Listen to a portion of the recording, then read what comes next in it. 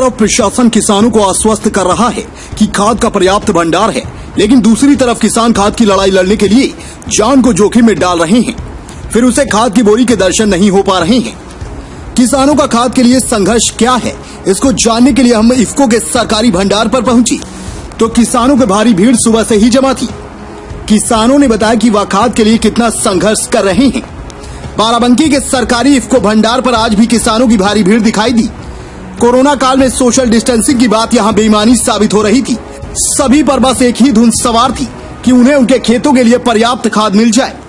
खाद के लिए किसानों ने कार्यालय खुलने से पहले ही सूरज निकलने के साथ ही लाइन लगा ली थी ताकि उनका नंबर पहले आ जाए, मगर दोपहर आते आते उनका नंबर नहीं आया।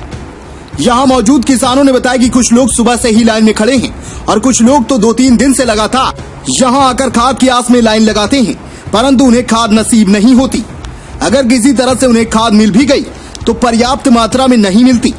जरूरत अगर 10 बोरी की है तो 1 या 2 ही बोरी मिल पाती है। इससे उनका समय तो बर्बाद हो ही रहा है और फसल भी बर्बाद हो रही है, जिससे भविष्य की चिंता हो रही है।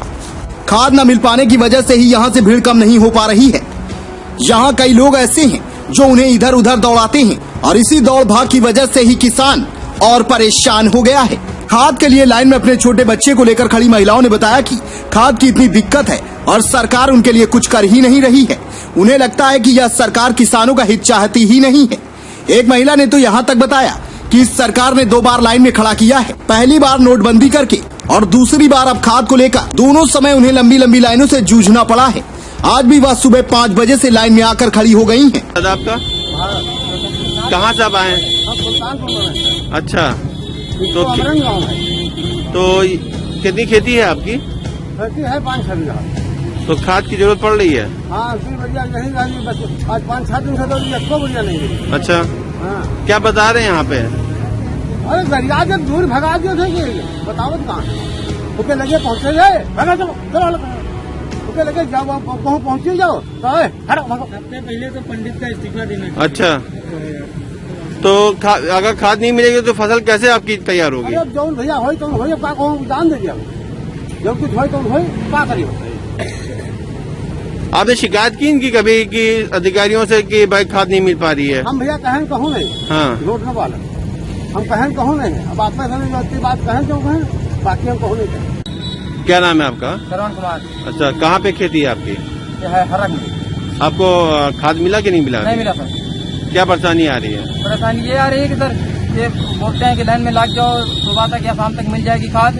5 बोरी को नियम बोलते हैं, 1 भी बोरी नहीं मिलती है। 15 तारीख तक लौट रही है, वहाँ तक नहीं लेंगे खाद। तो और लोगों को कैसे मिल जा रही है?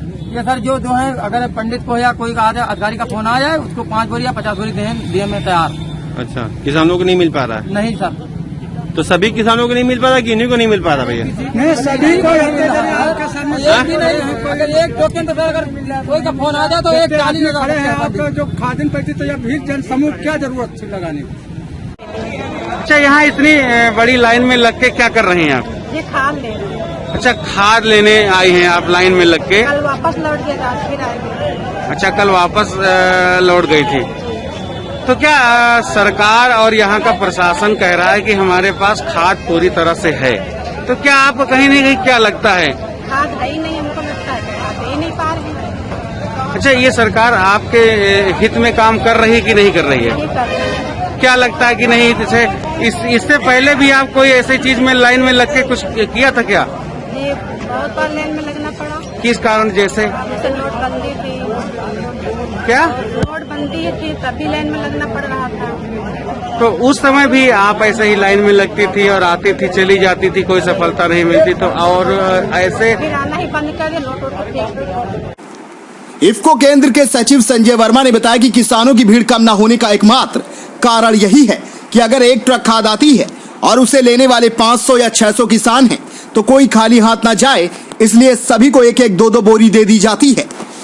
इन्हें और खाद लेने के लिए दोबारा कहा जाता है और दोबारा जब आती हैं तो इनकी खतौनी देखकर पर्याप्त मात्रा में खाद दे दी जाती है। बाराबंकी से अबू तलहा की रिपोर्ट।